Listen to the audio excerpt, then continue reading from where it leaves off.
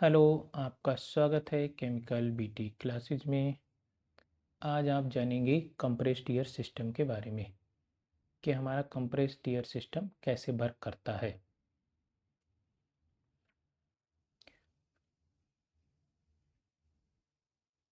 Compressed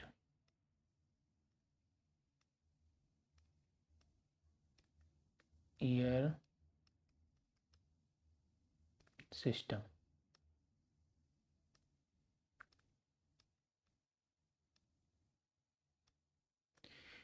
हमारा जो compressed air system है वो ऑफसाइट प्लांट की एक यूनिट है। क्या है ये? ऑफसाइट प्लांट की एक यूनिट है। ऑफसाइट प्लांट में आती है।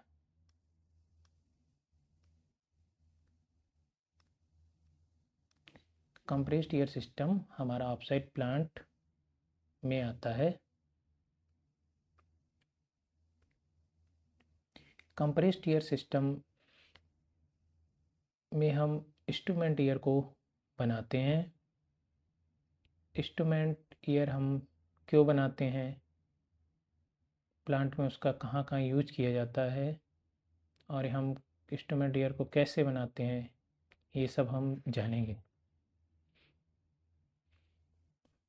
मतलब हम जानेंगे हाउ, कैसे हम इसको बनाते हैं, इसके यूजेस क्या हैं, इसका कहाँ वर्क कर रहे हैं, इसका यूज क्या है, इनके बारे में हम जानेंगे। इंस्ट्रूमेंट ईयर का यूज हम प्लांट में हम न्यूमेटिक कंट्रोल वाल्व्स में करते हैं। न्यूमेटिक कंट्रोल वाल्व्स का मतलब जो वाल्व ईयर से ऑपरेट होते हैं उनको हम न्यूमेटिक कंट्रोल वाल्व्स बोलते हैं। हमें प्लांट में टेम्परेचर, प्रेशर, फ्लो को कंट्रोल करना रहता है, और हमारा जो प्लांट है वो स्टडी स्टेट में चलना चाहिए, 24/7 आवर्स चलना चाहिए। इसके लिए ज़रूरी है कि हम प्लांट में न्यूमेटिक वाल्व्स का उपयोग करें। वाल्व्स हमारे मैनुअली भी आते हैं, वाल्व्स हमारे मैनुअली भी होते हैं, बट उनमें क्या रहता है, हमें उतने अच्छे से एक्यूरेसी जो होती है वो उतनी अच्छी नहीं मिल पाती है, इसलिए हम न्यूमेटिक कंट्रोल वाल्व्स का यूज़ करते हैं। साथ ही साथ मैन पावर जो होती है उस पर भी लोड कम पड़ता है।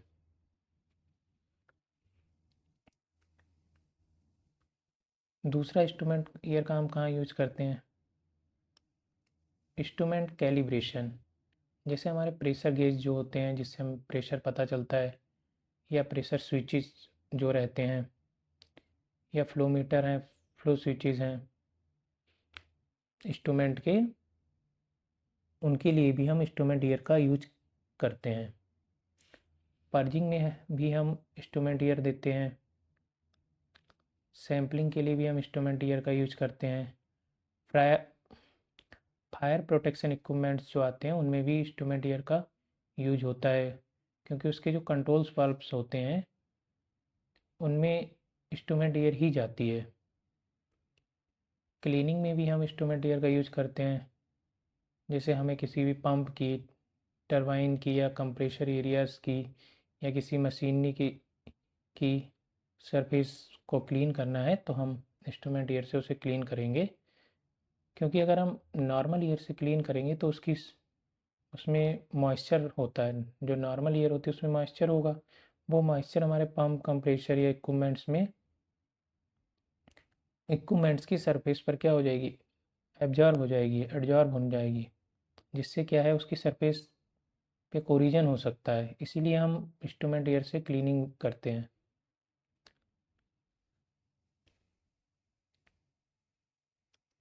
ड्राइंग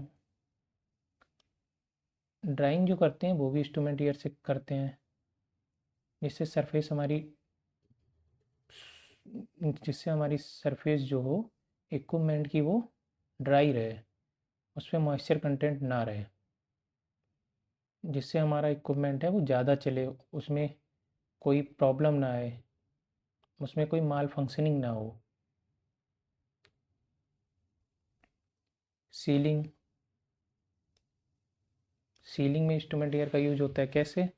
जो हम यूरिया प्लांट में CO2 कंप्रेसर यूज करते हैं, CO2 को कंप्रेस करने के लिए, उसमें हम सीलिंग के लिए इंस्ट्रूमेंट एयर ही देते हैं। कूलिंग कूलिंग अब जैसे कोई भी इक्विपमेंट है, हमारी मोटर है चलते चलते 24/7 आवर्स चल रही है, तो गर्म हो सकती है, गर्म हो जाती है। गर्मियों के दिनों में अक्सर प्रॉब्लम देखने को मिलती है, तो उस पर हम इंस्ट्रूमेंट ईयर को लगा देते हैं, डी साइड में यानी इंट साइड में उसको लगा देते हैं, जिससे क्या होती है, कूलिंग मोटर की बनी रहती है, उसका मोटर वाइंडिंग टेम्परेचर या बैरिंग टेम्परेचर ज़्यादा नहीं जाता है। स्कैनर्स में लगाते हैं, जैसे बॉयलर्स के जो स्कैनर्स रहते हैं उनमें हम उनसे हम देखते रहते हैं कि फ्लेम हमारी जल रही है कि नहीं जल रही बॉयलर के अंदर, तो उसके स्कैनर्स में भी हम इंस्ट्रूमेंट ईयर को यूज कर फ्लेम स्कैनर्स में भी इंस्ट्रूमेंट ईयर का यूज किया जाता है। अब इंस्ट्रूमेंट ईयर हम पहले समझते हैं कि बनाते कैसे हैं, हाउ कैसे बनाते हैं इसको। इसके फ्लो डायग्राम से हम समझते हैं। सबसे पहले हम क्या करते हैं, जो एटमॉस्फेरिक ईयर है, यानी एटमॉस्फेयर से हमने ईयर को लिया, फिल्टर के द्वारा उसको फिल्ट्रेट किया, फिल्टर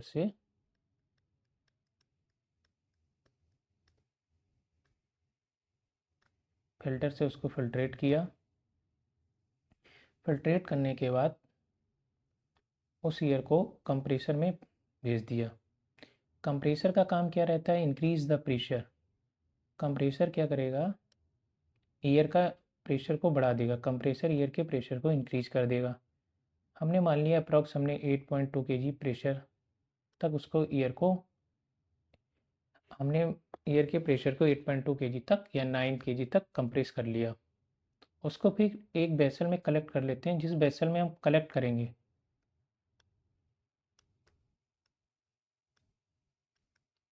उसका हमने नाम दे दिया वेट ईयर रिसीवर। यानी कंप्रेस्ड ईयर को जिस बेसल ने कलेक्ट किया उसका नाम दे दिया wet air receiver. Wet air receiver के बाद ईयर को हमने ड्रायर यूनिट में सेंड कर दिया। ड्रायर यूनिट में ईयर का क्या काम रहेगा, वहाँ पे ईयर ड्राई हो जाएगी। ड्राई कैसे हो जाएगी, उसमें से मॉइस्चर, ऑयल, डस्ट और डर्ट रिमूव हो जाएगी।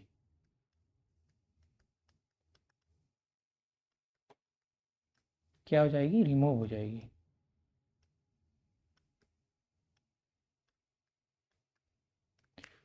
अर्थात जो वेट ईयर रिसीवर है उससे ईयर ड्रायर यूनिट में गई। ड्रायर यूनिट का काम है ईयर से मॉइस्चर, ऑयल, डस्ट, डर्ट को रिमूव कर देना। अब जो ईयर हमारी ड्रायर यूनिट के बाद मिलेगी वो ईयर इंस्ट्रूमेंट ईयर में बदल जाएगी। उसका जो नाम अब क्या हो जाएगा, इंस्ट्रूमेंट ईयर हो जाएगा। उसका ड्यूरिंग प्रोसेस हमारा क्या रहता है, प्रेशर थोड़ा सा चेंज हो जाता है।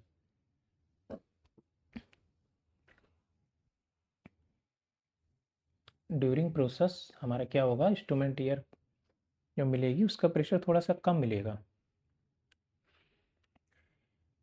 अब इसके बाद इंस्ट्रूमेंट ईयर रिसीवर में हम उसको कलेक्ट कर लेंगे इंस्ट्रूमेंट ईयर को, और फिर हम उसे प्लांट में यूज के लिए भेज देंगे।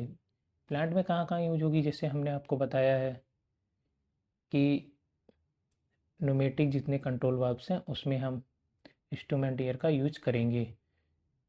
कहाँ कहाँ, बैगिंग प्लांट में जैसे कौन कौन से हो सकते हैं प्लांट, बैगिंग में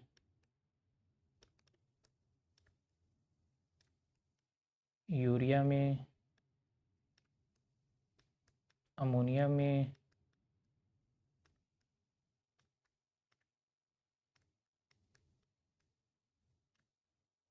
ऑफ साइड में डीएम प्लांट,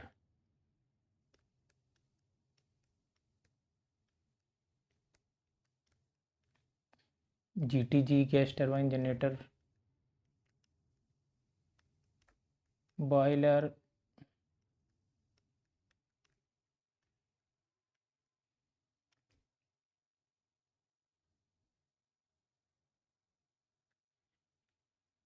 जहाँ जहाँ कंट्रोल वाल्व्स का यूज होगा वहाँ वहाँ पर इंस्ट्रूमेंट ईयर यूज होगी।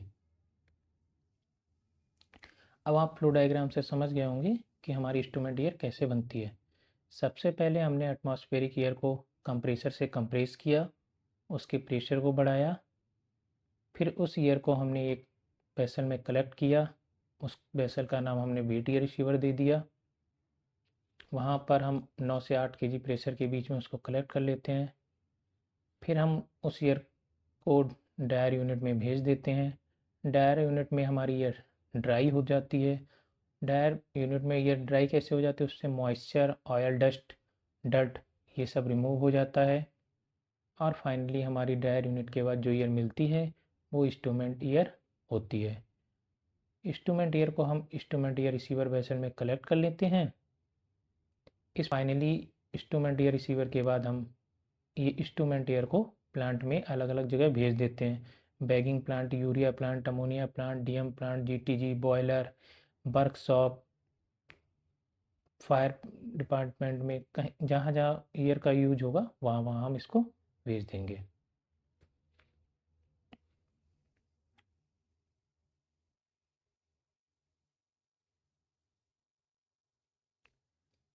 अब हम समझते हैं कि जो इंस्ट्रूमेंट ईयर है उसके क्वालिटी पैरामीटर्स क्या क्या होने चाहिए। नंबर एक, प्रेशर।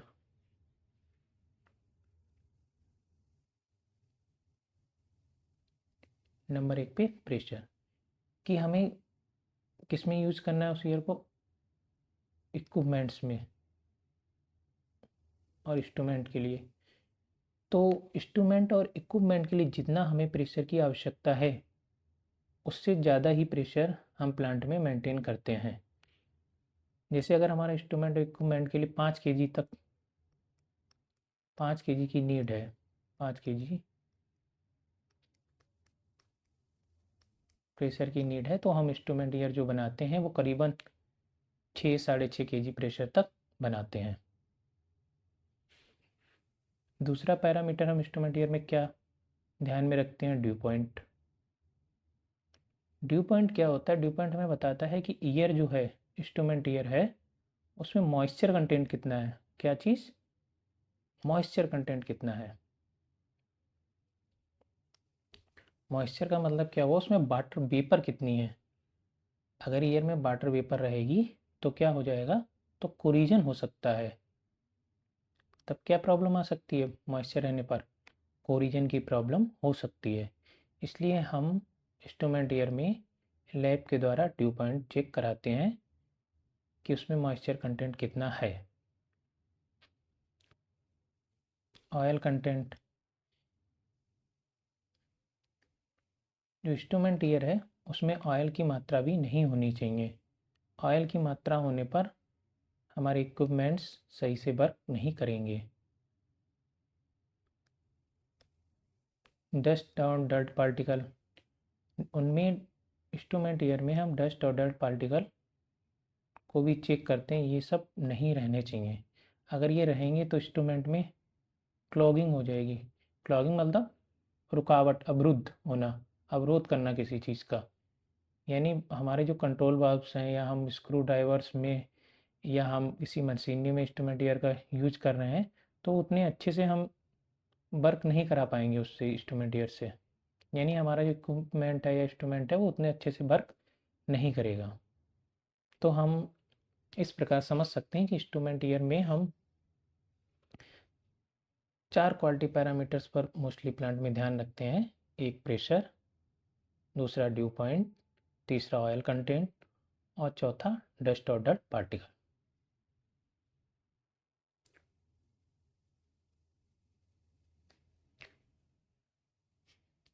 अब जैसे इंस्ट्रूमेंट ईयर में क्या होता है, फिल्टर्स लगे होते हैं। फिल्टर्स का क्या काम रहता है, फिल्टर्स का काम रहता है जो कंटामिनेंट्स हैं, डस्ट और डर्ट, उनको रिमूव कर देना।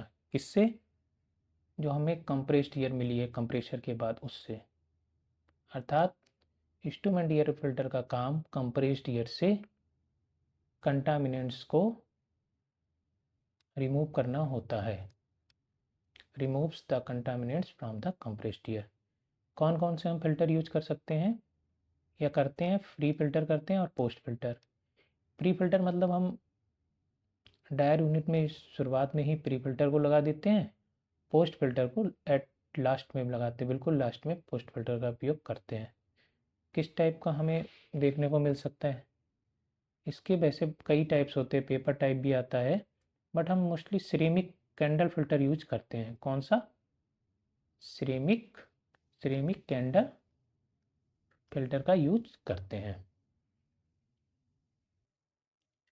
अब हम समझते हैं सबसे पहले कंप्रेशर के बारे में। कंप्रेशर क्या है? कंप्रेशर क्या करता है? वो हमारे एयर के प्रेशर को बढ़ाता है।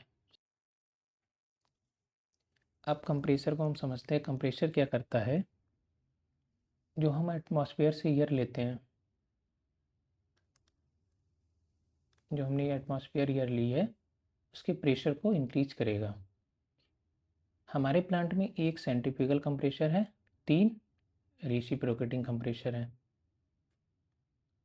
अब रेसिप्रोकेटिंग कंप्रेसर जो है उसका वर्किंग प्रिंसिपल क्या है?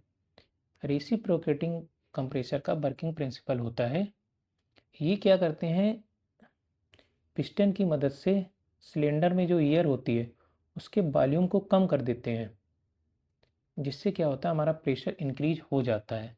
एक बार फिर आप समझिए, सिलेंडर होता है, उसमें पिस्टन की मदद से एयर को कंप्रेस कर देंगे, यानी एयर को कंप्रेस करने का मतलब उसके वॉल्यूम को रिड्यूस कर देंगे, जिस कारण एयर का प्रेशर बढ़ जाएगा। अर्थात इसका वर्किंग प्रिंसिपल क्या है? Reduce the volume of gas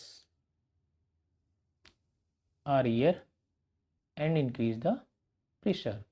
ये रेसिप्रोकेटिंग कंप्रेसर का होता है। सेंट्रीफ्यूगल कैसे वर्क करते हैं? सेंट्रीफ्यूगल कंप्रेसर में क्या होता है, सबसे पहले आईजीबी लगा होता है, इनलेट गाइड वेंट, जो ये कंट्रोल करता है कि फ्लो कितना अंदर इनलेट करना चाहिए या हमें कितना फ्लो रेट की आवश्यकता है। आईजीबी, इनलेट गाइड वेन, ये हमारा फ्लो रेट को कंट्रोल करता है। आईजीबी से ईयर आई पे आएगी। आई के बाद हमारा क्या रहता है कि ब्लेड्स पर ईयर आती है। ब्लेड्स क्या करते हैं, इम्पेलर पे ब्लेड्स लगे होते हैं। ईयर क्या करेगी, मूव करेगी। क्यों ईयर मूव करती है? ईयर इसलिए मूव करती है क्योंकि जो हमारा मोटर क्या करता है, मोटर से हमारी शॉप कनेक्ट रहती है। मोटर हमारी रन करेगी, मोटर रन होने से शाफ्ट रन करेगी, शाफ्ट के रन होने से इम्पेलर हमारा रन करेगा, मूव करेगा। इम्पेलर के मूवमेंट से क्या होगा कि जो इम्पेलर जब हमारा मूव करता है तब हमें इम्पेलर काफ़ी तेज़ी से मूव करेगा, जिस कारण सेंट्रीफ्यूगल फोर्स जनरेट होता है। यही सेंट्रीफ्यूगल फोर्स जो है वो वेलोसिटी में बदल जाता है, यानी हमें बहुत ज़्यादा वेलोसिटी मिलेगी।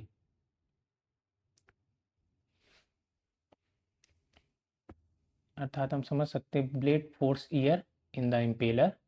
ब्लेड क्या कर रहे हैं, ईयर को फोर्स कर रहे हैं, इम्पेलर मूव हो रहा है, और इम्पेलर्स क्या करते हैं, ऐड वेलोसिटी।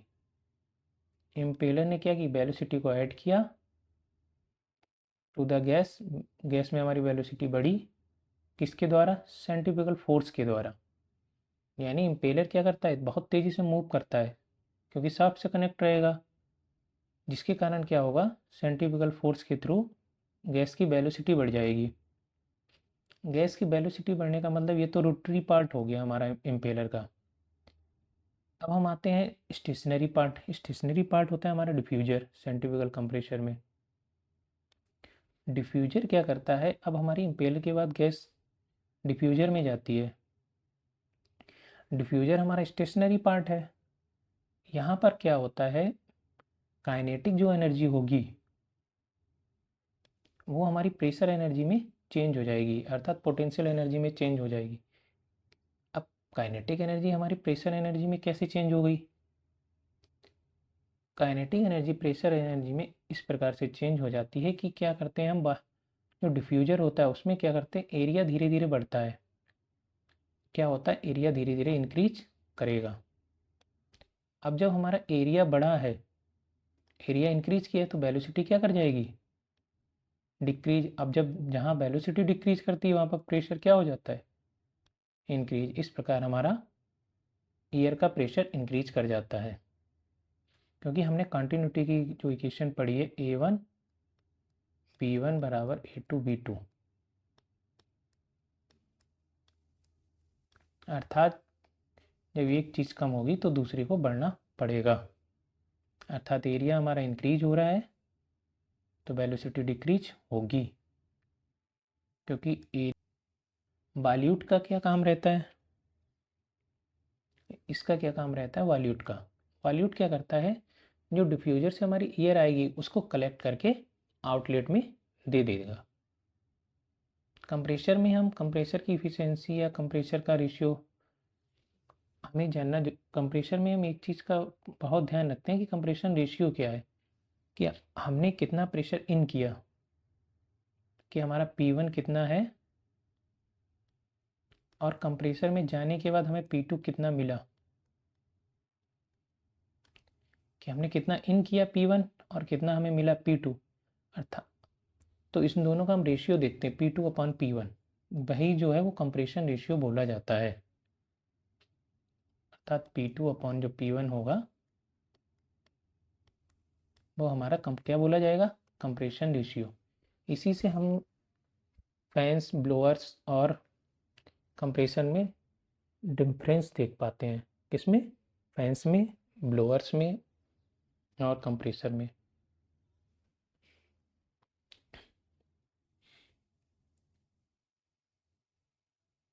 अब हम समझते हैं डायर यूनिट, क्योंकि हमारी सबसे पहले ईयर कहाँ गई थी, कंप्रेसर में। एटमॉस्फेयर से ईयर को लिया, उसको कंप्रेस्ड किया, कंप्रेस्ड ईयर को हमने बेट या रिसीवर या एक वेसल में कलेक्ट किया, उसके बाद हमने उसको डायर यूनिट में भेजा। अब डायर यूनिट में आपको क्या क्या चीज़ देखने को मिलती है, क्या क्या चीज़ें वर्क करती हैं, वो हम आपको समझाते हैं। डायर यूनिट जो होती हैं वो हमारे प्लांट में 2 डायर यूनिट है, 2 डायर यूनिट है। तो डायर यूनिट में हम पहले समझते हैं क्या क्या आपको मिलेंगे देखने को इक्विपमेंट्स। डायर यूनिट में प्री फिल्टर होता है, हीटर आपको देखने को मिलेंगे, 2 टावर होंगे, इंटरकूलर, आफ्टर कूलर, ये 2 हीट एक्सचेंजर हैं, मॉइस्चर सेपरेटर ये मॉइस्चर को रिमूव करता है, पोस्ट फिल्टर मिलेगा। फिल्टर्स का काम हमने आपको बता ही दिया। प्री फिल्टर और पोस्ट फिल्टर का क्या काम है, प्री फिल्टर और पोस्ट फिल्टर हमारे कंटामिनेंट्स को रिमूव करते हैं, सस्पेंडेड सॉलिड्स को। ये करीबन हमारे 5 माइक्रोन से 1 माइक्रोन तक डस्ट या कंटामिनेंट्स को रिमूव कर देते हैं, डस्ट या कंटामिनेंट्स को रिमूव कर देते हैं। मॉइस्चर सेपरेटर का क्या काम है, मॉइस्चर सेपरेटर का वर्क है मॉइस्चर को रिमूव करना, यानी मॉइस्चर को एयर से सेपरेट आउट कर देना, उसको बाहर निकाल देना। इंटरकूलर और आफ्टर कूलर का क्या वर्क है, इंटरकूलर आफ्टर कूलर क्या है, एक टाइप के हीट एक्सचेंजर है, shell and tube heat exchanger है, सेल और ट्यूब टाइप के। एयर जाती है, हॉट एयर जाएगी, और ट्यूब साइड हम कूलिंग वाटर देते हैं जिससे एयर के टेम्परेचर को कम करते हैं। हीटर का क्या काम रहता है, एयर को हीट करना। टावर का क्या काम है, एडजॉर्प्शन प्रोसेस करना। 3 वे वाल्व, 4 वे वाल्व। 3 वे और 4 वे वाल्व क्या करते हैं, ये एयर को पाथ देते हैं, एयर को फ्लो देते हैं, कि एयर को हम किस टावर में कहाँ से इन कराएं। क्या रहता है, किसी में रिजनरेशन में एयर कभी नीचे से इन करेगी तो ऊपर से आउटलेट होगी, कभी ऊपर से इन करेगी तो नीचे से आउटलेट होगी। सर्विस में एयर ऊपर से इन करेगी तो नीचे से आउटलेट होगी। तो इनमें जो पाथ है वो हमारा 3 वे वाल्व्स और 4 वे वाल्व्स के थ्रू ही डिसाइड हो पाएगा।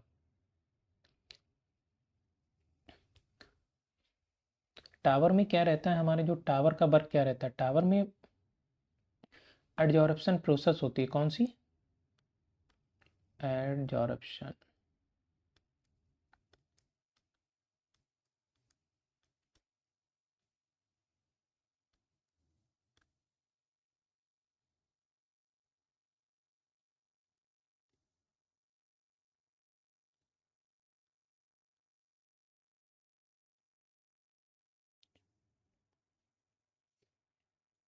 टावर में हमारी एडजॉर्प्शन प्रोसेस होती है।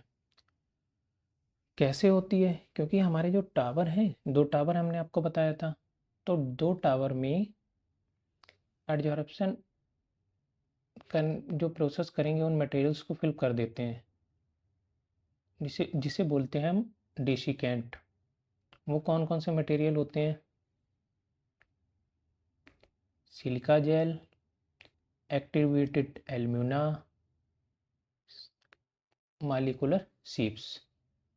ये अलग अलग प्लांट में अलग अलग यूज किए जाते हैं कि कहाँ पे हमें किस चीज़ के लिए हम यूज कर रहे हैं, कितना हमें उसका ड्यू पॉइंट चाहिए, या क्या हमारा मटेरियल है, क्या पर्पस है, उसके लिए अलग अलग यूज किया जाता है। हमारे प्लांट में एक्टिवेट एल्यूमिना को हम यूज करते हैं, एक्टिवेटेड एल्यूमिना को, जिससे हमें -14 के आसपास ड्यू पॉइंट मिल जाता है, जो कि हमारे लिए सफिशेंट रहता है।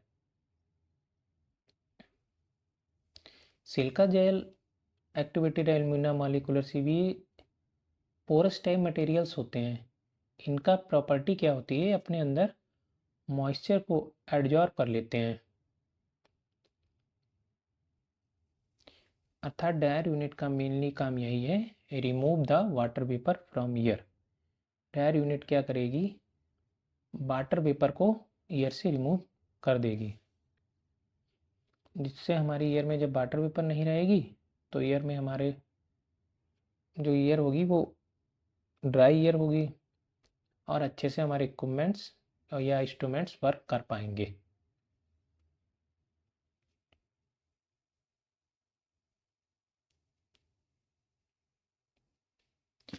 डायर यूनिट में हमने आपको बताया 2 टावर रहते हैं।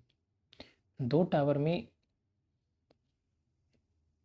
क्या होता है, दोनों टावर आपस में एक साथ वर्क करते हैं, तो उनमें वर्क करने पर क्या होता है, एक सर्विस में रहता है, एक रीजनरेशन में रहता है। मतलब हमने माना फर्स्ट टावर अगर हमारा रीजनरेशन में है और सेकंड सर्विस में है, तब रीजनरेशन वाले टावर में क्या होगा, 2 प्रोसेस होंगी, एक हीटिंग की होगी, एक कूलिंग की। हीटिंग जो होती है वो कितने घंटे की होगी, 4.5 घंटे की। कूलिंग जो होगी वो कितने घंटे की होगी, 1.5 घंटे की। किसकी? रीजनरेशन वाले टावर को। हमने 2 टावर हैं, फर्स्ट में रीजनरेशन माना, सेकंड को सर्विस में माना। फर्स्ट रीजनरेशन वाले में हीटिंग होगी और कूलिंग, 4.5 घंटे की हीटिंग और 1.5 घंटे की कूलिंग। अर्थात 4.5 घंटे की हीटिंग और 1.5 घंटे की कूलिंग को मिलाकर 6 घंटे बनते हैं, जो कि रीजनरेशन में यूज होते हैं। अर्थात हमारी जो साइकिल होगी वो 6 घंटे पर चेंज होती रहेगी। अगर फर्स्ट टावर रीजनरेशन में है, सेकंड सर्विस में है, तो 6 घंटे बाद ये अपोजिट हो जाएंगे। क्यों? फर्स्ट टावर क्या होगा, 6 घंटे के बाद सर्विस में आ जाएगा, और सेकंड टावर क्या हो जाएगा, रीजनरेशन में चला जाएगा। फिर रीजनरेशन में जो जाएगा उसमें भी वही काम होगा, 4.5 घंटे की हीटिंग और 1.5 घंटे की कूलिंग। कूलिंग और हीटिंग में बस इतना फ़र्क रहता है, हीटिंग में हीटर्स जो होते हैं वो ऑन रहते हैं और एयर के टेम्परेचर को मैक्सिमम ले जाते हैं, मतलब 175 से 180 के अप्रॉक्स ले जाते हैं, जिससे एयर बहुत ज़्यादा हीट हो जाए। कूलिंग में क्या रहता है, हम कूलिंग में हीटर्स ऑफ हो जाते हैं और एयर कूल हो जाती है। हम एयर को 180 डिग्री के आसपास, 175 से 180 डिग्री सेंटीग्रेड के बीच में हीटअप करते हैं। उसका रीजनरेशन, मैक्सिमम रीजनरेशन ईयर जो टेम्परेचर अप्रॉक्स हम मान के चलते हैं, 175 से 180 डिग्री सेंटीग्रेड तक रहना चाहिए। कि उसमें हम मान लेते हैं कि एयर हमारी प्रॉपर रीजनरेट हो रही है। रीजनरेट का मतलब क्या है कि अब जैसे हम आप अब आप समझें कि रीजनरेशन का मतलब क्या है कि जैसे अब कोई टावर हमारा सर्विस में है, तो सर्विस में क्या रहता है, ऊपर से एयर जाती है, नीचे से एयर निकलती है। अब उसमें टावर में चल रही है एडजॉर्प्शन प्रोसेस। तो एडजॉर्प्शन प्रोसेस क्या होती है कि वो वाटर को एडजॉर्ब करेंगे जो मटेरियल्स हैं, सी एम मालिकुलर सीप्स या एल्यूमिना, एक्टिवेटेड एल्यूमिना। तो एक समय के बाद क्या हो जाएंगे, वो सेचुरेट हो जाएंगे। सेचुरेट मतलब अब काम करना बंद कर देंगे। इसीलिए हमें रीजनरेशन की ज़रूरत पड़ती है। रीजनरेशन में क्या होगा, अब जो 6 घंटे सर्विस में रहा है उसको हम पुनः वर्क के लिए कैपेबल बनाएंगे, और जो रीजनरेशन में रहा है उसको अब हम लाइन में लेके सर्विस में यूज कर लेंगे।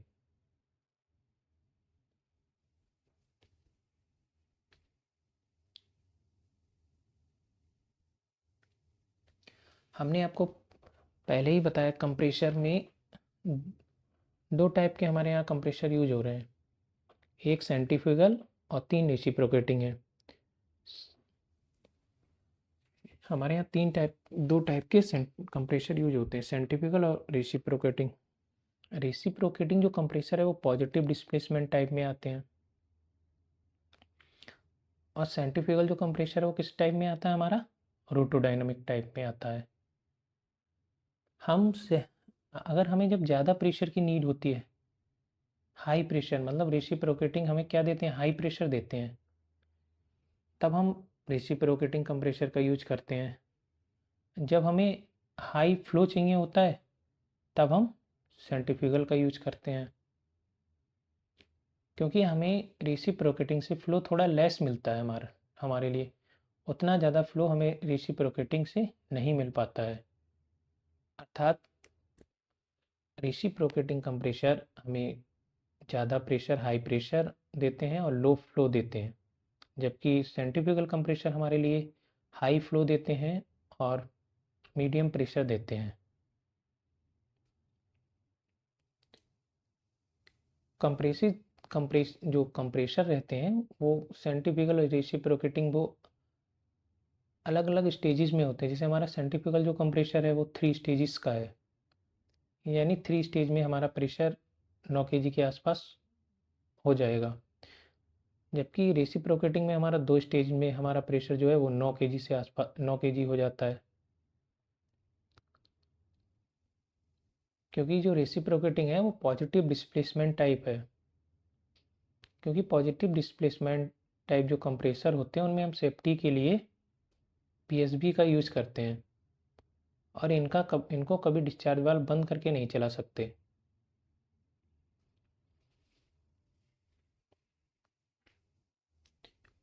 रेसिप्रोकेटिंग कंप्रेसर में एलपी सिलेंडर, एचपी सिलेंडर रहते हैं, पिस्टन मिलेगा, फ्लाई व्हील मिलेगा देखने को आपको पार्ट्स में, क्रैंक शाफ्ट मिलेगी, क्रॉस हेड मिलेगा, ल्यूवाइल पंप रहता है, मेन ऑक्सिलरी पंप रहता है, एओपी एमओपी आप सुनेंगे वर्ड।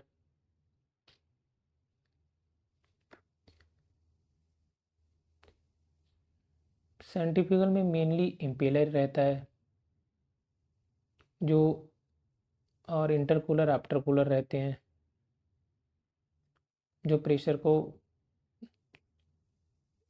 इंक्रीज करते हैं। सेंट्रीफ्यूगल में हमारा प्रेशर इंक्रीज जो है वो इम्पेलर्स के थ्रू और डिफ्यूजर के थ्रू होता है, जबकि रेसिप्रोकेटिंग में हमारा प्रेशर जो इंक्रीज कैसे होता है, सिलेंडर में पिस्टन क्या करता है, रिड्यूस द वॉल्यूम, वॉल्यूम को, एयर के वॉल्यूम को रिड्यूस कर देता है। इसमें आपको रेसिप्रोकेटिंग कंप्रेसर में आप सक्शन वाल्व, डिस्चार्ज वाल्व देखेंगे।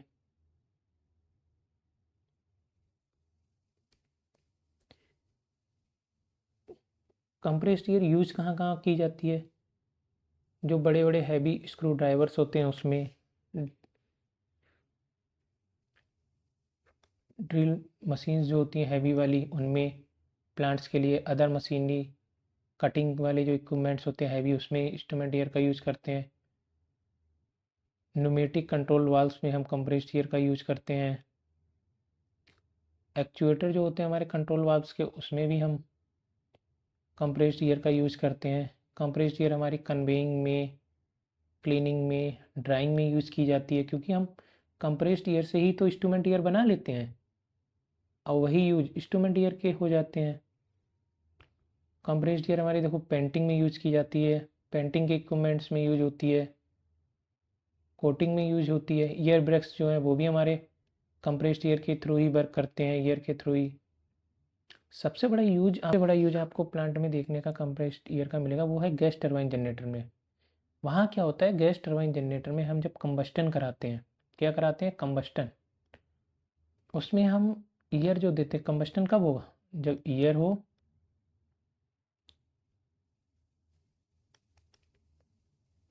ईयर प्लस फ्यूल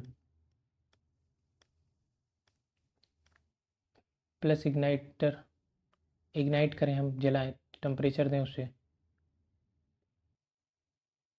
कोई मीडिया दें, मतलब उसे इग्निशियन मीडिया दें, मतलब जलाएं किसी से, बर्निंग करें उसकी, तब जो है ईयर ये जो यूज हो रही है, ये हमारी कंप्रेस्ड ईयर ही रहती है। कौन सी ईयर रहती है, कंप्रेस्ड ईयर। तो ये आप गैस टरबाइन जनरेटर में ये सबसे अच्छा यूज आपको देखने को मिलेगा कि जो कंबस्टन होता है गैस टरबाइन जनरेटर में, जो इलेक्ट्रिसिटी जनरेट करती है गैस टरबाइन, उसमें जो ईयर है वो कंप्रेस्ड ईयर ही यूज हो रही है। वो फ्यूल के साथ बर्न होकर फ्लू गैसेज जनरेट करती है, जो कि आगे चल के इलेक्ट्रिसिटी जनरेट करने में मदद करेगी। अब आप समझ गए होंगे हमारा कंप्रेस्ड एयर सिस्टम कैसे वर्क करता है। हमने आपको उसकी इम्पोर्टेंट पॉइंट्स, हाउ कैसे वर्क करता है, उसका कहाँ कहाँ यूज है, और उसमें जो इक्विपमेंट्स हैं उनका क्या क्या वर्क है, सब आपको समझा दिया है। जैसे आपको क्या क्या याद रखना है, इंस्ट्रूमेंट ईयर कहाँ कहाँ यूज हो रही है, तो हमने आपको बताया कंट्रोल वाल्व्स में, इंस्ट्रूमेंट कैलिब्रेशन में, पर्जिंग में, सैम्पलिंग में, फायर प्रोटेक्शन में, क्लीनिंग के लिए, ड्राइंग में, सीलिंग में, कूलिंग में। फिर हमने आपको बताया कि जो हम इंस्ट्रूमेंट ईयर बना रहे हैं, तो उसको, उसकी जो इंस्ट्रूमेंट ईयर बना रहे हैं उसके क्वालिटी पैरामीटर्स क्या होने चाहिए, कि हमें प्रेशर कितना मेंटेन रखना चाहिए, ड्यू पॉइंट पे कितना रहना चाहिए, ऑयल कंटेंट को रिमूव कर देना चाहिए, डस्ट और डर्ट पार्टिकल को भी रिमूव कर देना चाहिए। फ़िल्टर का क्या वर्क होता है, किस टाइप का हम फ़िल्टर यूज कर रहे हैं, कौन कौन से फ़िल्टर लगे हैं, प्री फ़िल्टर और पोस्ट फ़िल्टर लगे हुए हैं हमारे, उसका क्या वर्क है। वो कंप्रेस्ड एयर से क्या कर रहे हैं, कंटामिनेंट्स को रिमूव कर रहे हैं। फ्लो डायग्राम आपको बताया हमने। एक्चुअल में और हम आपको एक चीज़ और बताना चाहते हैं कि जो हमारी एटमॉस्फेरिक एयर थी वो कंप्रेसर में गई, वहाँ से हमारा प्रेशर इंक्रीज हुआ, फिर हमने उसको वेट एयर रिसीवर में कलेक्ट कर लिया, एक वेसल है वेट एयर रिसीवर, उसमें कलेक्ट कर लिया, फिर हमने उसको डायर यूनिट में भेज दिया। वेट एयर रिसीवर से ही कुछ पार्ट को, इस वेसल्स के ही कुछ पार्ट को हम, इसमें से कुछ पार्ट के एयर को हम सर्विस एयर के रूप में भी यूज कर लेते हैं।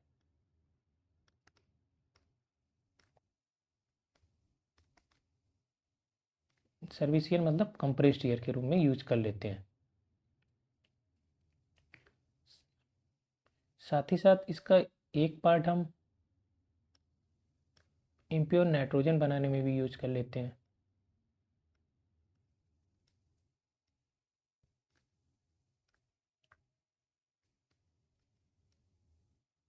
इम्प्योर नाइट्रोजन बनाने में भी यूज कर लेते हैं। इनकी अलग अलग कैपेसिटी है, अलग अलग फ्लो के अकॉर्डिंग हम इनको यूज कर लेंगे। मान लिया हमने इसमें 850 मीटर क्यूब का यूज कर लिया पर आवर, सर्विस ईयर हमने मतलब 250 मीटर क्यूब पर आवर ले ली। तो ये हमारा डिपेंड करेगा कि हमें कितना ज़रूरत है, उसके हिसाब से हम ये फ्लो ले लेते हैं। अर्थात बेट ईयर रिसीवर के बाद जो ईयर है हमारी कंप्रेस्ड ईयर, वो तीन जगह चली जाती है। एक इम्प्योर नाइट्रोजन के लिए यूनिट के लिए चली जाएगी, दूसरी सर्विस ईयर के रूप में यूज हो जाएगी, तीसरी हमारी डायर यूनिट में, वहाँ से हमारी इंस्ट्रूमेंट ईयर बन जाएगी जो कि प्लांट में यूज हो जाएगी। इम्प्योर नाइट्रोजन किस यूनिट के द्वारा बनती है? PSA unit.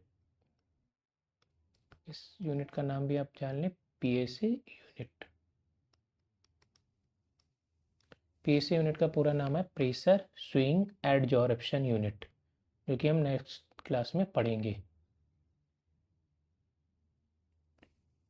फिर हमने आपको कंप्रेशर्स के बारे में बताया कि हम कौन कौन से कंप्रेशर यूज कर रहे हैं। Three reciprocating, one centrifugal compressor. Centrifugal compressor हमारा कैसे प्रेशर को बढ़ाता है और रेसिप्रोकेटिंग कंप्रेशर कैसे प्रेशर को बढ़ाता है। फिर हमने डायर यूनिट के बारे में जाना कि उसमें क्या क्या हम पार्ट्स देखेंगे, और डायर में कौन सा मटेरियल है, वो क्या काम करता है, कैसे उसका क्या यूज है। फिर हमारे टावर्स जो हैं, 2 टावर्स हैं, उनमें कैसे प्रोसेस चलती है। फिर कंप्रेसर जो लगे हुए हैं वो किस के अंतर्गत आते हैं? हमारा सेंट्रीफ्यूगल रोटोडायनेमिक टाइप के अंतर्गत आता है। रेसिप्रोकेटिंग पॉजिटिव डिस्प्लेसमेंट टाइप के आता है। पॉजिटिव डिस्प्लेसमेंट और सेंट्रीफ्यूगल में हमने आपको बताया कि आप कौन कौन से उसके पार्ट्स देख सकते हैं। जैसे सेंट्रीफ्यूगल में इम्पेलर को आपको इम्पेलर देख सकते हैं, आईजीबी देख सकते हैं, इनलेट गाइड बैंड या बैंड वाल्व देख सकते हैं, मोटर देखने को आपको मिलेगी, इंटरकूलर आफ्टर कूलर देखने को मिलेंगे, ऑक्सिलरी पंप मिलेगा देखने को, ऑयल कंसोल देखने को मिलेगा। पॉजिटिव डिस्प्लेसमेंट टाइप या रेसिप्रोकेटिंग में आपको क्या क्या देखने को मिलेगा पार्ट्स? उसमें आपको एलपी एचपी सिलेंडर देखने को मिलेगा, पीएसबी देखने को मिलेगी, इंटर आफ्टर कूलर मिलेंगे देखने को, suction filter, suction silencer part देखने को मिलेंगे, flywheel, cross head, piston, इन सबको देखने को मिलेगा। बस सेंट्रीफ्यूगल और रेसिप्रोकेटिंग में थोड़ा सा डिफरेंस ये है कि रेसिप्रोकेटिंग जो कंप्रेसर है वो शोर बहुत करते हैं, उनमें नाइज और वाइब्रेशन ज़्यादा रहता है, जबकि सेंट्रीफ्यूगल में ये प्रॉब्लम कम रहती है। सेंट्रीफ्यूगल हमें हाई फ्लो देते हैं, और जबकि अगर हमें ज़्यादा सेंट्री प्रेशर चाहिए तब हमें सेंट्रीफ्यूगल की स्टेजेस को बढ़ाना पड़ता है। रेसिप्रोकेटिंग हमें हाई प्रेशर देते हैं बट फ्लो उनका थोड़ा सा कम रहता है compare to centrifugal. Compressed air हमारे कहाँ कहाँ प्लांट में यूज होती है हमने आपको बताया। बड़े बड़े स्क्रू ड्राइवर्स जो होते हैं, ड्रिल मशीन्स हैं, और अदर मशीनरी जो हैं, एक्चुएटर्स हैं, कंट्रोल वाल्व्स हैं, कन्वेइंग है, क्लीनिंग है, ड्राइंग है, इन सब में यूज होती है कंप्रेस्ड एयर। डेली लाइफ में भी आप देख सकते हैं पेंटिंग, कोटिंग, एग्रीकल्चर्स के इक्विपमेंट्स, ईयर ब्रेक्स। हमारे प्लांट में सबसे बड़ा आपको यूज हमने बताया देखने को मिलेगा गैस टरबाइन जनरेटर में, क्योंकि गैस टरबाइन जनरेटर जो जीटीजी है वो हमारी इलेक्ट्रिसिटी प्रोड्यूस कर रही है। उसमें क्या करते हैं हम, फ्यूल का कंबस्टन करते हैं, और उसमें जो ईयर देते हैं वो ईयर कौन सी होती है? हमारी कंप्रेस्ड ईयर होती है। Thank you.